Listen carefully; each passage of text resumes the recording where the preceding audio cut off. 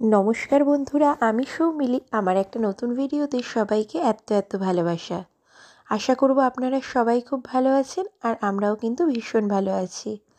दिनटा छिलो रविवार, सकाल थेकेई आकाशेर मुख बेजाय भार, साथे हालका हालका ठांडार आमेज। तो भाबलाम आजके एकटा चटजलदी मुखरोचक खाबार बानिये निई, जेटा लुचि रुटी परोटा भात पनीर पोलाओ सबेर साथेई जाय। तो सेई मतो आज बानिये निচ্ছি पनीरेर একটা নতুন রেসিপি।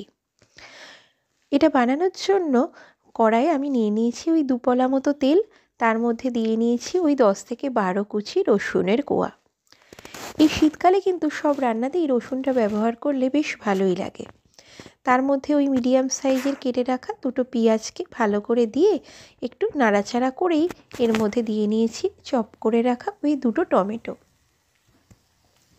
सब किछु भालो करे नाड़ाचाड़ा करे एर मध्य एकटू ओई बेसिक जे मशलागुलो आछे सेगुलोई आमी दिए नेब। एते किन्तु खूब बेशी किछु पड़बे ना, खूब ताड़ाताड़ी चटजलदी किन्तु एई रान्नाटा हये जाय। ओई एर मध्य दिए दिएछि 1.5 चामच मतो नुन।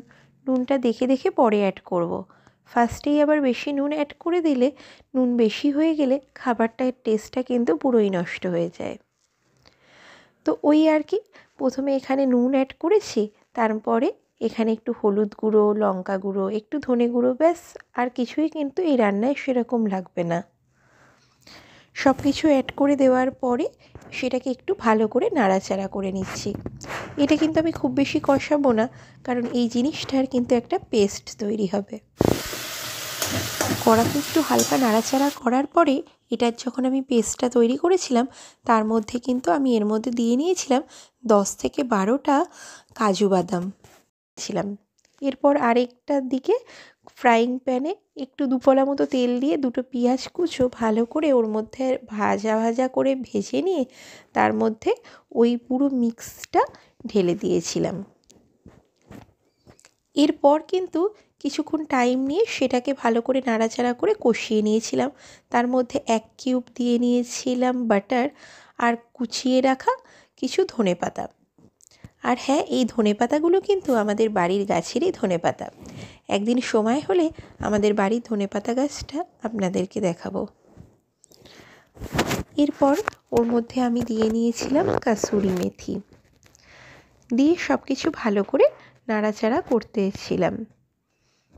আর হ্যাঁ, আপনাদেরকে তো বলাই হয়নি, এই পনিরের যে রেসিপিটা আজ আমি রান্না করছি এটার নাম হলো পনির লাবাবদার। এরপর মিক্সটা যখন ভালো করে আমাদের কষে গিয়েছিল তার মধ্যে আগে থেকে সতে করে রাখা পনিরগুলোকে এর মধ্যে দিয়ে দিয়েছিলাম। সেটার একটা ভিডিও করা হয়নি যদিও, পনিরগুলো কিন্তু আমি একটু আগে থেকে অল্প নুন আর হলুদ দিয়ে মাখিয়ে রেখে সেটাকে কিন্তু অল্প তেলের মধ্যে হালকা করে নাড়াচাড়া করে নিয়েছিলাম। পনিরের গায়ে কিন্তু সেরকম কোনো দাগ লাগবে না। ব্যাস, আমাদের রান্নাটা মোটামুটি হয়ে গেছে। আর হ্যাঁ, এটা যখন আমি লঙ্কা গুঁড়োটা অ্যাড করেছিলাম তখন 2-4 দানা চিনিও অ্যাড করেছিলাম যাতে একটা সুন্দর কালার আসে। রেডি আমাদের পনির লাবাবদার। আজকে রেসিপিটা কেমন লাগলো